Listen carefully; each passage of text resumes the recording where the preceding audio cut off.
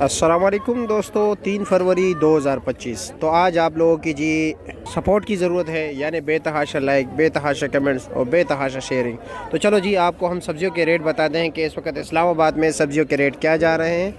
शिमले का रेट है जी 160 रुपये किलो और 150 और 140 भी है और 120 भी है। शिमले के साइज़ पे और क्वालिटी पे डिपेंड करता है। कीरे का रेट है जी सिर्फ और सिर्फ 80 रुपये किलो। गाजर का रेट है 40 रुपये किलो। टिंडे का रेट है जी 50 रुपये किलो और 60 रुपये किलो।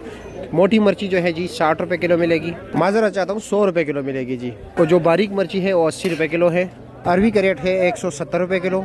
फूल गोभी का वही रेट है जी 20 और 30 रुपये किलो। मटर का रेट है जी 70 रुपये किलो। गोल बैंगन का रेट है जी 100 रुपये किलो। बंद गोभी का रेट है जी 40 रुपये किलो। फ्रेश बीन 120 रुपये किलो। तोरी 180 रुपये किलो। गोल कद्दू 100 रुपये किलो। भिंडी 300 रुपये किलो।